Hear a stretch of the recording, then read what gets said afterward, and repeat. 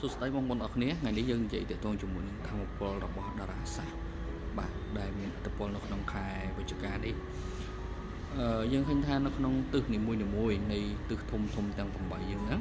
បាទមានតារាផ្សេងគ្នាដែលចរចូលមកណាអញ្ចឹងតារាហ្នឹងក៏វាមានឥទ្ធិពលនៅលើការរស់នៅរបស់ជីវភាពប្រចាំថ្ងៃរបស់យើងដែរបើយើងអាចទាញយកបាទឥទ្ធិពលល្អឬក៏កម្លាំងល្អឬក៏ភាពវិជ្ជមានរបស់វាយកមកប្រើវានឹងជួយឲ្យយើងសម្រេចគោលដៅបាទសម្រាប់កិច្ចការងាររបស់យើងបាទរស់ស៊ីលុយកាក់ទិន្នដីប្រព័ន្ធឬក៏សុខភាពរបស់យើងកាន់តែប្រសើរជាងមុនឥឡូវនេះខ្ញុំនិយាយតាក់ទងជាមួយនឹងទិសខាង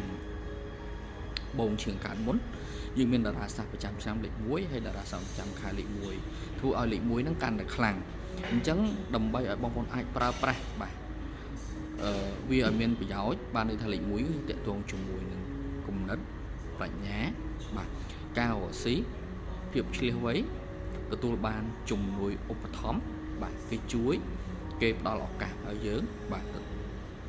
ធ្វើឲ្យយើងទទួលបានលៀបសំណាងផ្សេងអញ្ចឹងទី1បើផ្ទះដែលបែរមុខទៅត្បូងឈៀងកើតបាទអាចនឹងមានឱកាសមានលៀបសំណាងល្អឬក៏បើសិនផ្ទះបងប្អូនបែរទៅទិសផ្សេងប៉ុន្តែបងប្អូនអាចអង្គុយធ្វើការឬក៏រៀបចំគម្រោងផែនការឬក៏តំណែងទៅគេបាទនៅក្នុងទិសខាងបងឈៀងកើតហ្នឹងដោយយ៉ាងហោចចំណាយពេលមួយថ្ងៃបាទ1ម៉ោងក្នុងមួយថ្ងៃបាទអញ្ចឹងវានឹងអាចជួយអញ្ចឹងណាបងប្អូនហើយបើគិតថាវីដេអូនេះល្អកុំភ្លេច like share វីដេអូនេះហើយយើងចាំជួបគ្នានៅទិសផ្សេងទៀតបាទ